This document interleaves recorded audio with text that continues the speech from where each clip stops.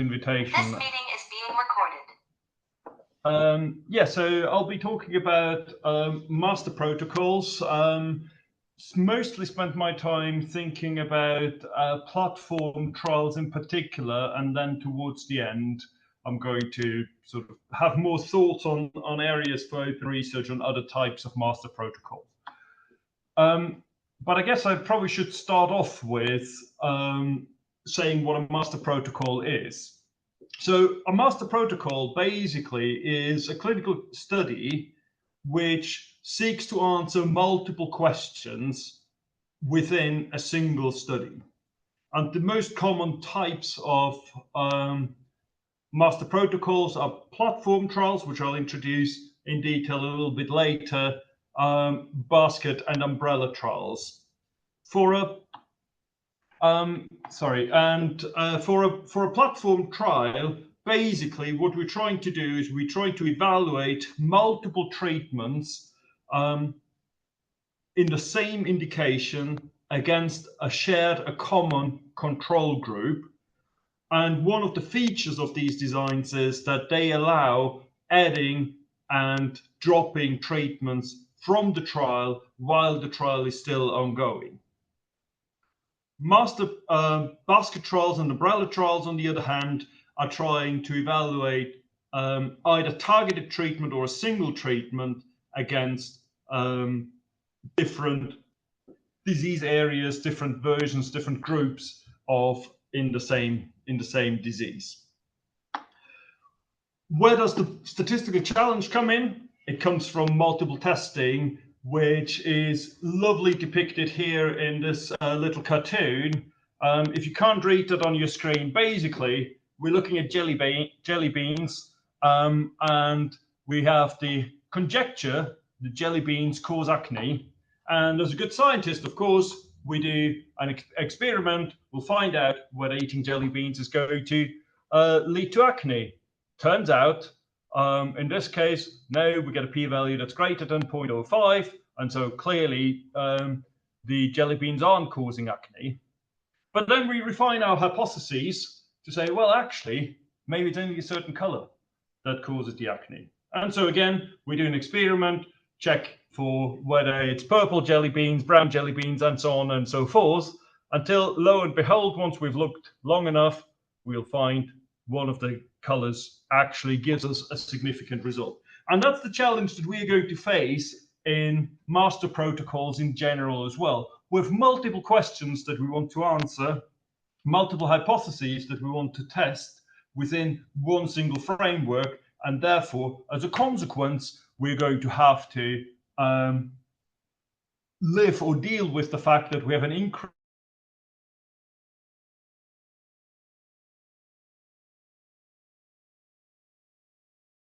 This meeting is being recorded. So we're going to have to live with the fact that we have an increased chance of making a wrong decision unless we do something about this, unless we think about how we can deal with multiple testing. More specifically, what we're interested in is controlling the family-wise error rate. So the family-wise error rate, there are two versions of it. There's weak control of the family-wise error rate, and there's strong control of the family-wise error rate. Basically, it's looking at the probability of rejecting at least one true null hypothesis, given the null hypothesis is true, and we want to control that under a certain to be less than a certain probability eta. Weak control means we're going to do this under the global null hypothesis, i.e. when all treatments are equally good, control treatment and every other treatment as well. Under strong control, we are extending this to say, doesn't matter what the true configuration of parameters is, we still want that probability to reject at least one true null hypothesis to be controlled at a certain level. Alternatively, and there are obviously many alternatives, but I'm just going to briefly touch on false discovery rate, we could be worrying about controlling the proportion of false discoveries amongst the discoveries instead.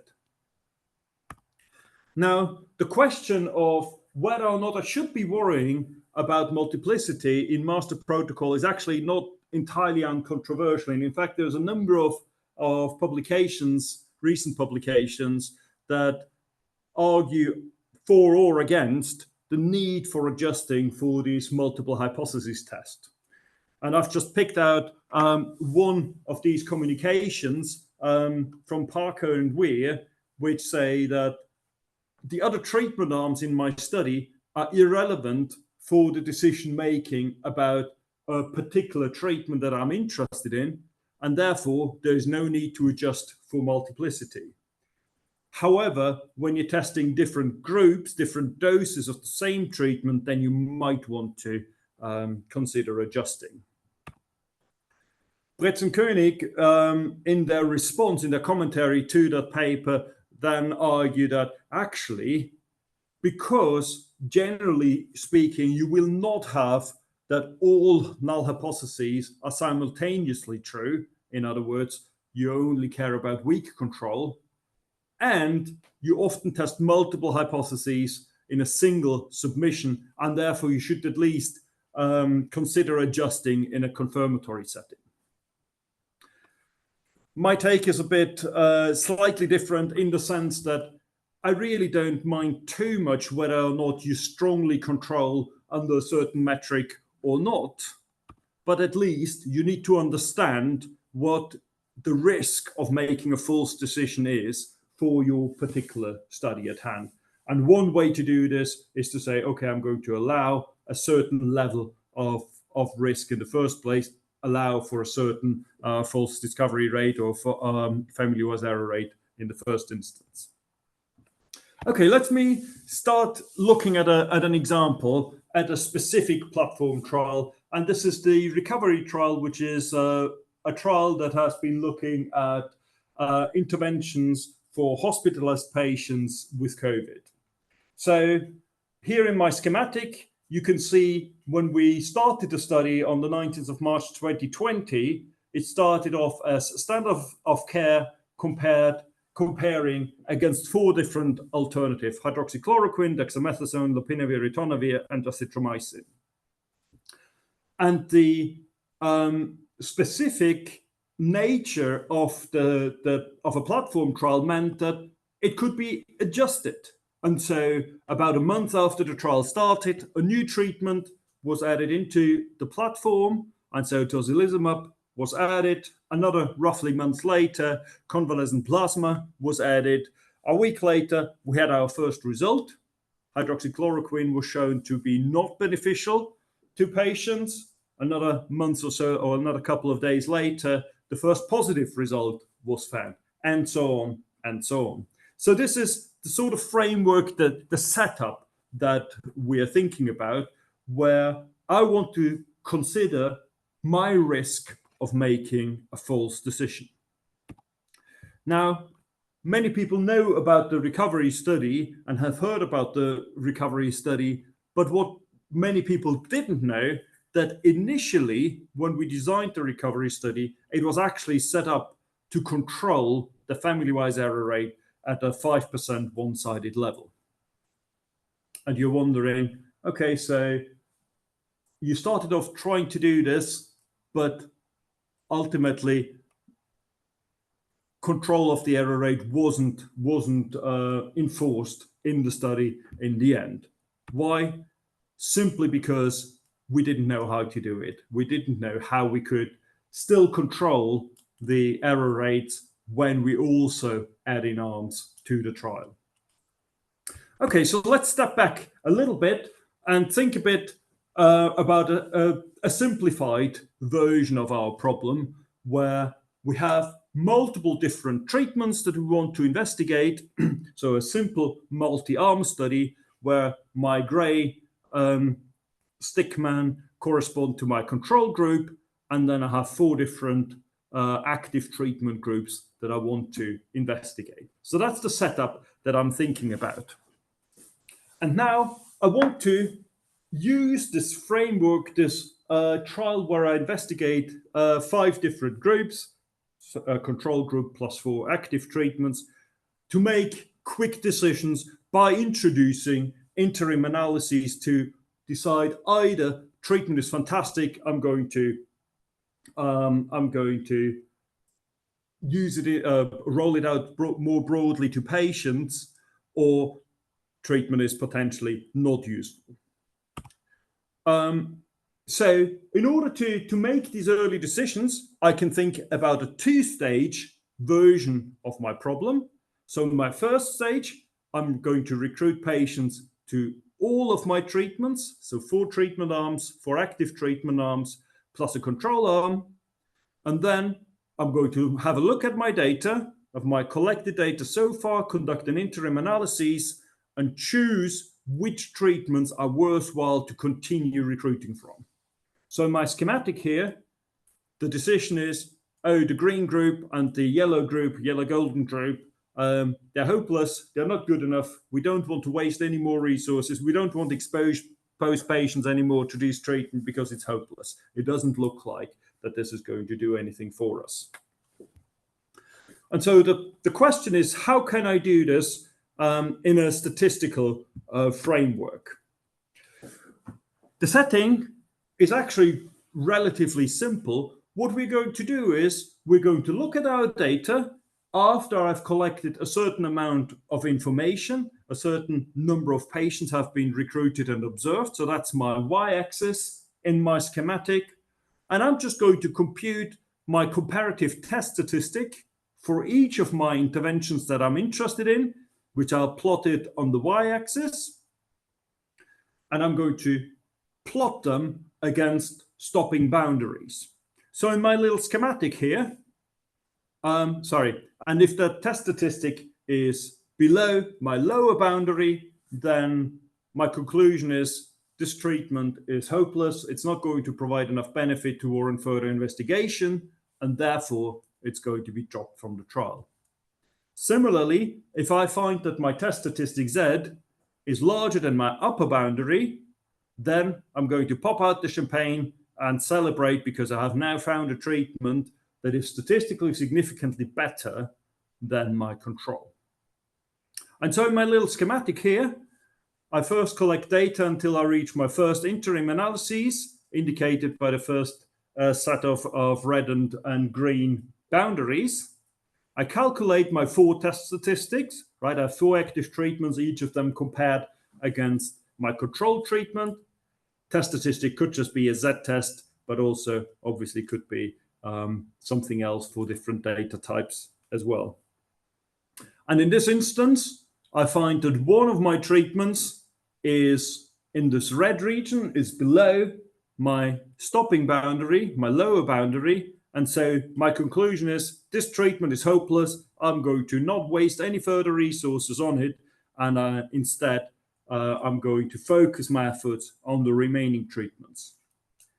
At the same time, there is no treatment that exceeds the upper boundary of U1 here.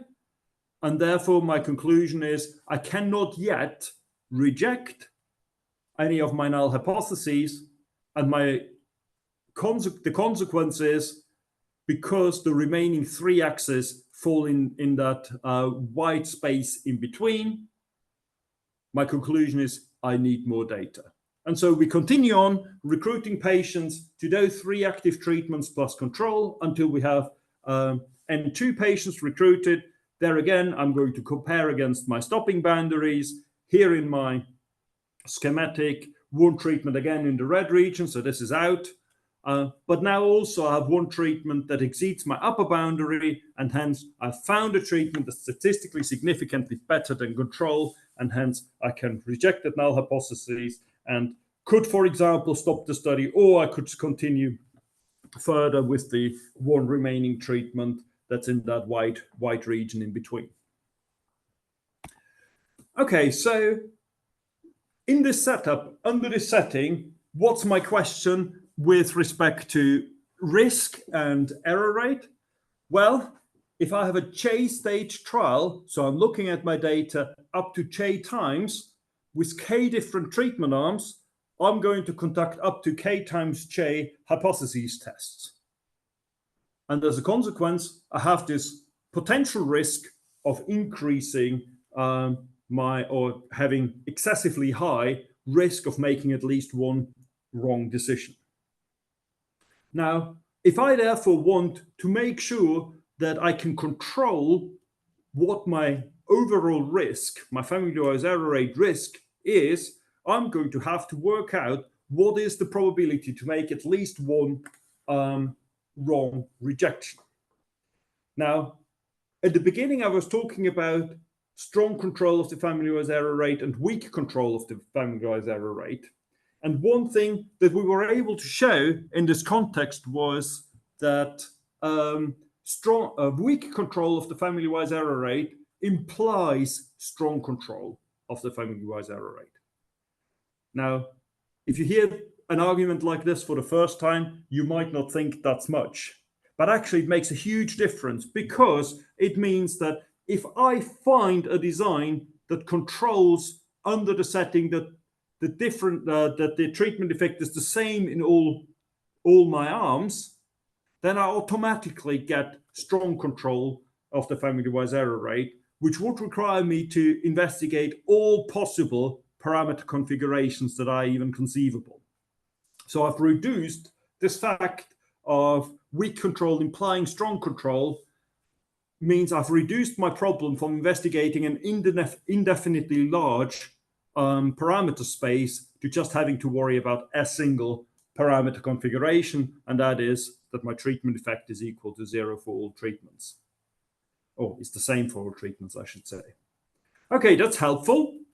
What's the other challenge that we're going to face? Well, because all of our test statistics are compared against the same control group, we are going to have correlated test statistics. To overcome that, we condition on the observed sample mean, the vector of sample means on the control, to work out that my family-wise error rate has this functional form that I've given here at the bottom of the slide. Now, I'm not going to talk you through the details of that derivation, but I'll point out two specific things. So first of all, the number of treatment arms only comes in as an exponent here in this equation. So in order to find a design that has exactly level alpha, the number of treatment arms is actually irrelevant. Easy to compute. While at the same time, the number of stages come in the integral. So I need j integrals to solve, which I can only do numerically, and hence my computational complexity in solving that equation for family-wise error rate is in the number of stages, the number of times that I look at the data, and not in terms of the number of treatments that I'm investigating. Okay, so that's nice. With that, we can find boundaries, we can find designs that guarantee that we control the family-wise error rate in the strong sense, and I can use similar arguments to find the power of my design to derive what the sample size should be for my study. That's all nice and good, but just as a reminder, this is not what a platform trial looks like. What we've just talked about is a trial where I have multiple treatments that are all ready to go at the beginning, and once I've worked my way through the study, my study is finished. In a platform trial, however, as I've indicated before, I'm going to allow treatments to be added in addition to making early decisions about whether or not it's worthwhile continuing a particular treatment.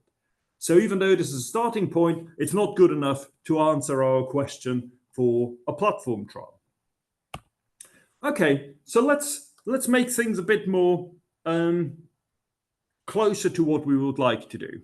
So let's assume for a moment we are in a setting where I have a number of treatments that I want to investigate, but maybe not all of the treatments are ready to be investigated right now, but I still want to start my study. So I'm going to make the assumption that the timing of when an extra arm is going to be added is known. I'm going to make the assumption that that additional arm is going to use the same control group, the same endpoint, and I'm going to assume that the allocation ratio is fixed pre and post adding of this new treatment. They could be different, but they are not data dependent. The good news here is, if I make this assumption, then I can use exactly the same ideas that I've just outlined before, condition on the sample mean vector in order to overcome the correlation structure.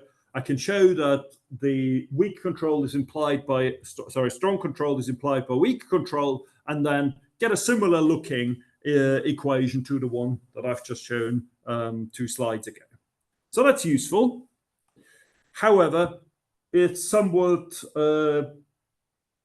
artificial, tricky situation, right? Because I've made this potentially very, very strong assumption of I know exactly when I'm going to add a new treatment arm to my study. Now, let's first of all look at what happens if we get this timing wrong.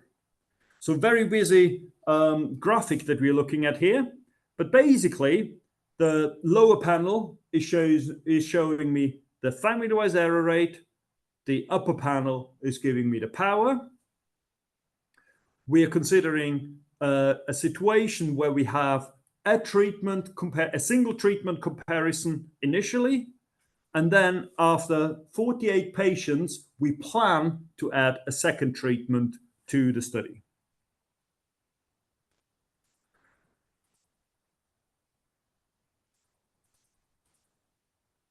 The dotted line at 48 patients, that's my planned time point of adding. And you can see that in terms of family-wise error rate, without even talking to you what the 3 different approaches are, you can see that my family-wise error rate is at the desired level of 2.5% here, and I get the power of about 80% if I stick exactly to my timing as I wanted to, which is great. But at the same time, I've already started off motivating, saying that, well, I might hope that it's ready after 48 patients, but maybe it's only ready after 100 patients. What do I do? Or what's the implication of that? Well, the first thing is we need to think about what we do with our interim analyses in this case. Option 1, which is shown as the solid lines in the graph, is I simply move my interim analyses to the time point when the treatment is added, but I keep my originally computed boundaries in order to do that. The second option is I move my interim analyses to when the treatment is added, and I'm going to recalculate what the boundaries are, which is the dotted lines. And then finally, the dashed line is I'll just ignore the fact that I'm adding in at a different time, and I'll keep the interim analyses at the time when I wanted it. If you now look at the results a little bit more carefully, you can see that obviously as soon as you start deviating from your plan, you're going to run into problems in one way or another. If you use approach 3, for example, and you add the treatment later than anticipated, then you're going to get slight inflation of the family-wise error rate. Now, if you look at the scale of that plot, it's not going to be huge. We might get 0.256 rather than 0.25, but clearly there is potentially an increase in family-wise error rate. If I go with option 1, on the other hand, I get a conservative test. I get below nominal level for my analyses. At the same time, if I were to go with option 2, then I'm bang on in terms of family-wise error rate, but at the cost of power being either slightly low if I'm adding earlier, that's the dotted lines, or having an overpowered study if I'm adding the treatment too late. So clearly, even though the implications of getting the timing incorrect aren't huge, they no longer satisfy our desired 2.5% and 80% criterion that we set out our design to have. So that raises the question, can we do something else? Well, clearly, one of the things that we have done so far is we have pre-specified, we had pre-planned exactly how we're going to do our adaptations. And this is for a good reason, because there's a lot of advantages of pre-planned tests or pre-planned adaptive tests. For example, I know that our decisions are going to be based on sufficient statistics, and therefore they are going to be efficient tests to use. I can often get closed form sample size calculations. I can find confidence intervals that are always consistent with the test decisions.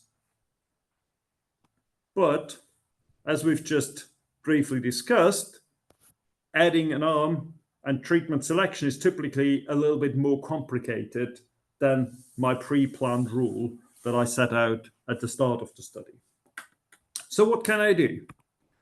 Well, here is a concept called conditional error that's going to potentially be helpful in this case.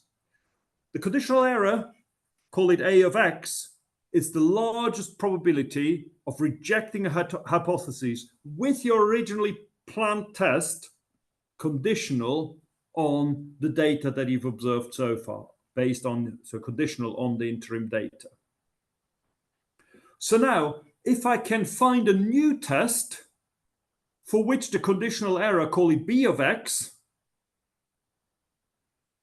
is no larger than the conditional error of the original test, one can show that the resulting procedure will also control the family-wise error rate. So basically, I need to be able to calculate the conditional error under my original test. I need to find a new test for which I can find the corresponding conditional error. And as long as the corresponding conditional error is less or equal to the original conditional error, I still get control of the family-wise error rate. And consequently, as long as I can do this, I can account for unplanned ad hoc design changes. And our ad hoc design changes here, I'm adding a treatment that I hadn't planned to add in the first place. So rather than having a test that accounts for maybe 2 treatments initially, I'm now using a test that corrects for 4 treatments initially. As long as my conditional error of this new test is no larger than the old test, I'll be fine with respect to the family-wise error rate. Okay, this is described in the paper by Tom Burnett, and I'll show you an example of how this works. I'm going to spare the technical detail of how to do this, but I'll show you that hopefully it does what we want to do. So I'm starting off initially with a design where I have 2 active treatments, 2 treatments I want to compare against a common control. I'm planning for up to 3 looks at my data, 2 interim analyses and the final analyses, and I'm going to plan for 10 patients per arm and per stage. And I'm going to assume that my boundaries follow a triangular shape similar to the one that I've shown in my schematic at the beginning of the talk. And then I have an unplanned modification where at the first interim analyses, I'm going to add 2 new arms to the design. And I'm going to make that a design change using conditional error. Okay, if I do that, I get a couple of different ways of how I could deal with this. The first option would be, okay, I got 2 treatments initially, I got another 2 treatments that I want now. Why not run 2 separate trials, each of them having 2 active treatments against control? So that's my first, the top panel in this table. The second panel in this table is looking at a situation where I'm saying, oh, I've only recruited 30 patients so far, maybe I just scrap the trial entirely and start new. So I'll start a new trial with just 4 treatment arms against the control in the first place. Now, just as a disclaimer, I'm not suggesting that anybody actually does that. Hopefully everybody in the audience cringes at the suggestion that I just throw away 30 observations in my analyses. But naively, that's definitely something you could do. And the final approach that's given here in the last panel is the conditional error approach that I've just outlined on the previous slide. So theta, those are my treatment effects. So the first row in each panel is no treatment effect anywhere. Second panel is first treatment has an effect, nothing else has a treatment effect. Then I have first and third has an effect, and everything has the same effect in this example. The second column, PR, is the probability of rejecting at least one hypothesis. Third column corresponds to the expected number of patients that I need until I find a working treatment, until I can reject or run out of the trial, run to the end of the trial, I should say. And then the final 4 probabilities are the individual probabilities to reject each of the 4 hypotheses. R1 and R2 being the 2 that were in the study from the onset. R3 and R4 are the 2 that are added on later on. Okay, so what do we see? Well, as expected, our family-wise error rate, if I do 2 separate trials and I don't do anything about it, is going to be inflated. Rather than desired 5% in this example, I'll get about 8% family-wise error rate. At the same time, under this setup, I'll get pretty good power to at least reject a hypothesis. I get 98% to find at least one working treatment pretty much across all different parameter configurations that I considered. Throwing 30 patients out and starting new will control my family-wise error rate because I then just use a multi-arm study for the remaining 4. So I get the desired 5% type 1 error, family-wise error rate, I should say. But clearly, my power is a little bit lower than in the 2-trial setting. In this case, my expected sample size is around 62 patients, plus the 30 that I'd thrown out, in contrast to the just under 90 patients that I would need in the 2 separate trials. So probably not the greatest of options to use in the first place. The final option, conditional error, again, does what it's supposed to do. It gives you exactly the 5% type 1 error, but it also gives you relatively high probability of rejecting at least one hypothesis. It's marginally lower than the 2 trials, but it comes with the benefit of not having inflated family-wise error rate. Additionally, the expected number of patients range between 71 and 78 patients and is therefore notably smaller than the number of observations required with either of the 2 alternatives that I've talked about. So that all looks pretty good, I would argue. However, to be perfectly fair, I probably should also point out that unfortunately there is no free lunch. If I look at the last row in each of the panels, I can find, for example, for the setting where I start new, that the power to reject the first hypothesis at 64% is the same as the power to reject the last hypothesis at 64%. And that is because I have the same amount of information to make a decision for each of my treatments. And therefore, if all of them have the same treatment effect, I'll get the same power. For the conditional error, on the other hand, you can see that the power to reject the first 2 hypotheses, the ones that were initially there, is higher at 77% is higher than the probability to reject the second two hypotheses at say 61%. And the reason is simply because on occasion, you already decided you have a winner before the new treatments even enter the trial. And as a consequence, you're going to get smaller power for treatments that are added later on. In addition, in the way that I've set it up here, I also have fewer patients in my second part of the study because the remaining treatments only have two analyses in total, while the first two have 3 analyses. So unfortunately, no free lunch. There is a cost to an unplanned adding, and that is treatment that are going to be added in later might get lower power than treatments that are in the study from the onset in the way that it was set up in this example. Okay, so what I've done is I've introduced a strategy that allows family-wise error rate control in adaptive platform trials. I focused on the setting where I'm comparing multiple active treatments against a common control, but actually something very, very similar can be done for all pairwise setting using generalized Dunner Tukey type tests. And you can do exactly the same kinds of arguments that I've just described here.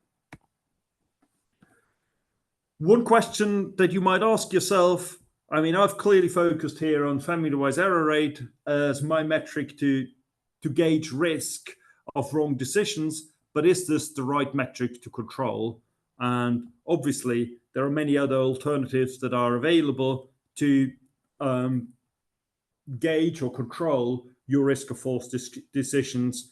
We've also looked at false discovery rate, online false discovery rate, to be precise, in the context of platform trials in the reference by Robertson and colleagues below. Now, in my title, I talked about master protocols and not just platform trials. So the last 5 minutes, I'm going to just think about, first of all, properly introduce basket trials and then provide some thoughts and on open questions in the context of basket trials as well. So what is a basket trial? A basket trial is testing the same treatment across different groups of patients. In my example, I'm looking at 122 patients that all have this BRAF V600 mutations, but all have a different type of cancer. So we get non-small lung cancer, we call colorectal cancer, thyroid cancer, and so on and so forth. In that one study, all receiving the same treatment. So of those 122, in this published example, 95 are entered into 6 modules, 5 specific cancers and other category. And what we want to do in these studies is make decisions about whether or not this treatment is useful for this particular patient group. And when I look at just the raw response rate data, you can already see that maybe the results are different for some of them, right? The 10 colorectal cancer patients, none of them responded to treatment. So clearly that seems to have done worse than the 8 out of 20 non-small cell lung cancer patients.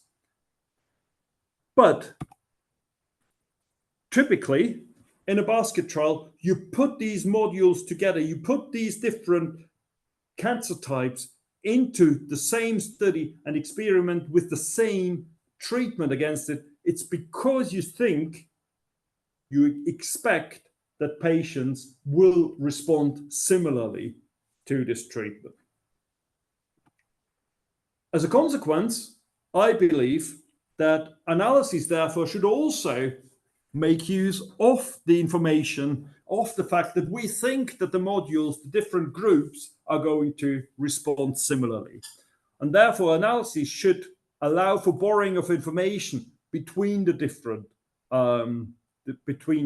groups. at present, although there is a growing literature in the statistical literature, I should say, around how to do borrowing, how to do robust borrowing, making sure that you only borrow when you should be borrowing, and so on in the context of basket trial. The traditional approach to analyses is still to treat them as if they were separate studies that don't talk to each other, which is complete nonsense, in my opinion, given the rationale why you started off putting it all into one trial in the first place. Similarly, when people plan a basket trial, they work out sample size requirements separately for each of the different modules in the study, when again the rationale is I've put it together because I wanted it to, because I expected it to work similarly in those different groups. And as a consequence, my opinion is that sample size determination should also account for the fact that I'm expecting similarity. And I think there's a lot of still open work to be done around how one can do this in practice.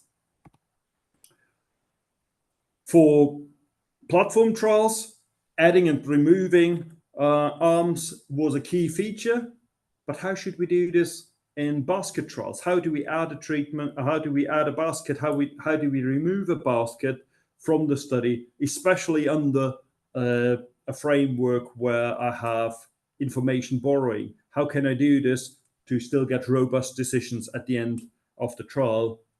And finally, again, what is my risk? What is a mistake that I care about in the context of basket trials? As far as I'm aware, there's very, very little, if no, work to date to think about gauging risk of wrong decisions in the context of a basket trial. And so I think there's a lot of scope to do more work in this area.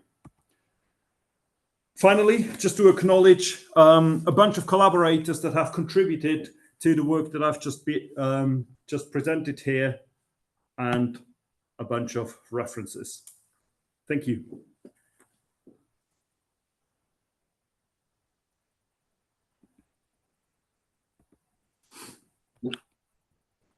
Thanks, Thomas. There I am. Excellent stuff. I can see applause. Hopefully you can too. So we've got a good 10 minutes to take questions. So if you want to raise your hand, and I'll call on you.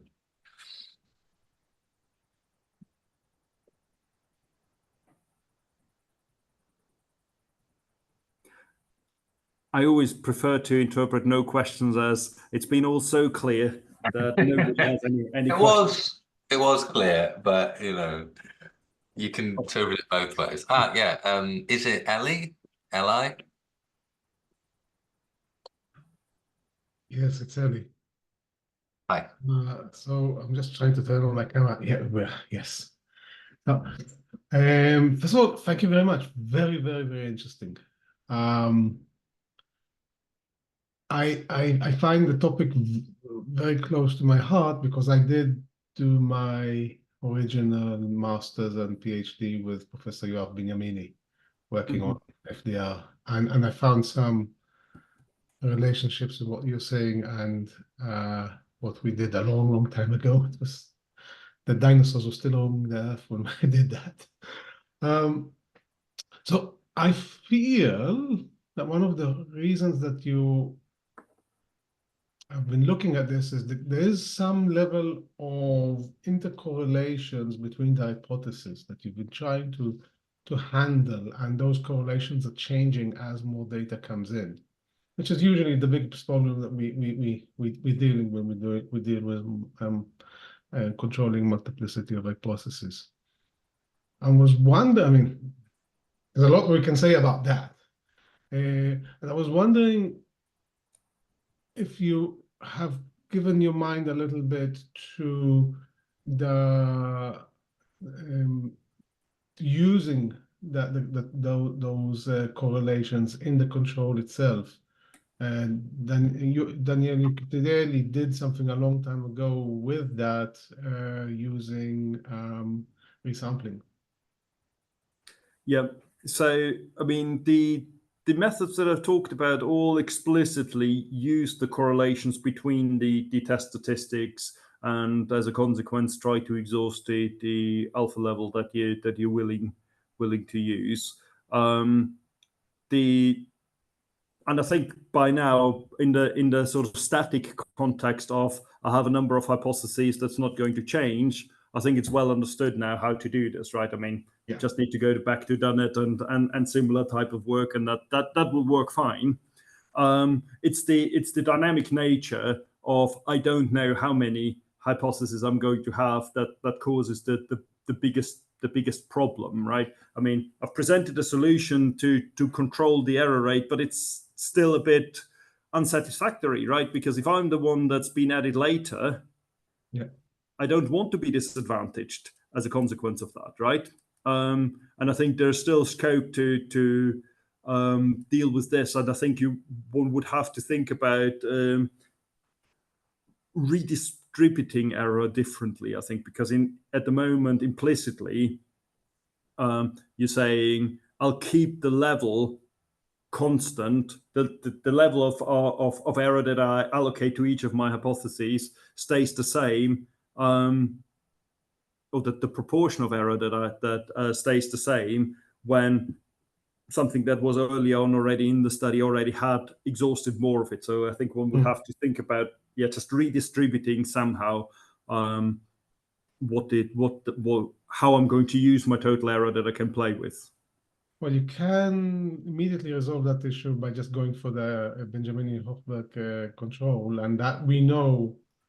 I would control the FDR, of course. Then we know that it is robust. When you change the sets of hypotheses, you still get consistent responses and decisions. Sorry. And if you add the intersection hypothesis to the family, that's generally what we did in one of the papers that we were trying to get published. Then you get also consistency, and you put weights on the different hypotheses.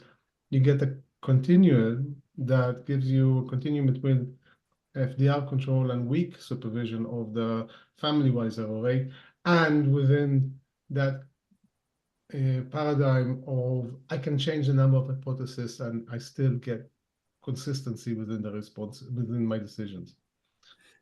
Yes, I mean the problem with the original Benjamini work is that you need to know how many hypotheses you have, and so we don't know this, right? We want to make a decision about the first treatment when we have the data for the first treatment, and there might be 10 coming later, or there might be nothing coming later. So that's the problem in applying directly the original work.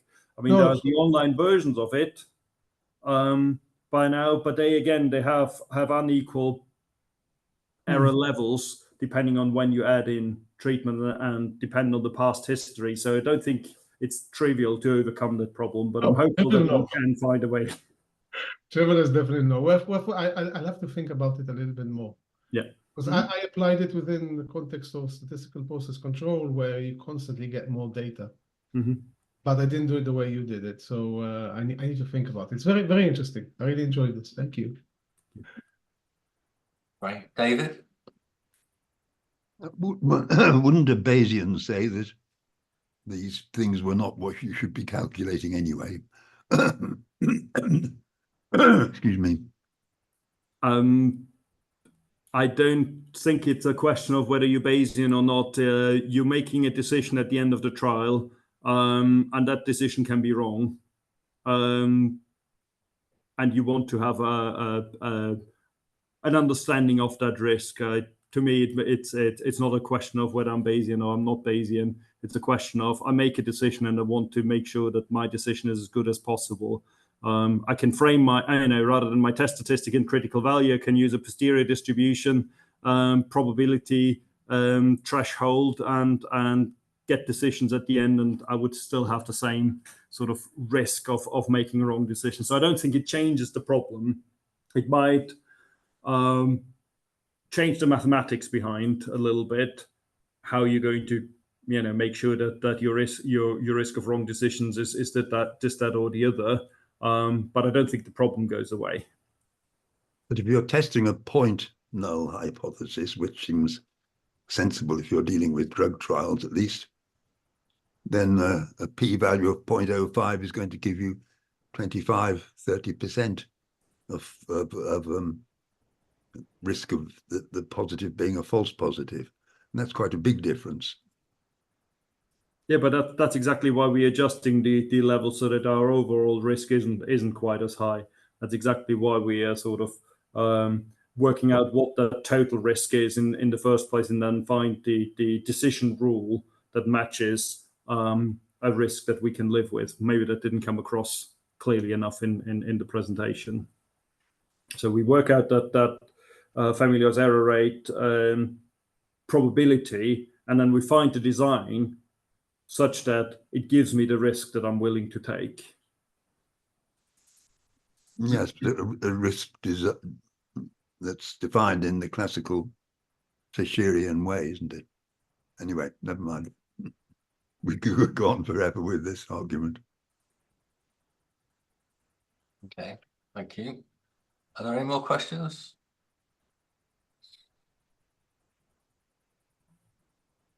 No. Well, something I like to ask at the end, which is obviously a bit of an obvious one, is there software for doing this sort of thing? There is software for some of it. We're still working on. So we have written an R package called MAMS, which implements the static MAMS, multi-R, multi-stage. Yeah. It implements the static version, and it implements the pre-planned version at the moment, and we're still working on the flexible conditional error version, but it will appear in the future. Okay, is it on CRAN? It's on CRAN, yeah. Mm-hmm. Okay, great, thanks. Okay, so last chance for any questions. Doesn't look like it. Okay, on that note then, I'd like to thank you again, Thomas. Excellent talk. Like I said, this is the last one of for this year, so it's a great one to go out on, and I'll be in contact about with the recording as well. Thank you. Excellent, thank you. See you, everyone. Bye.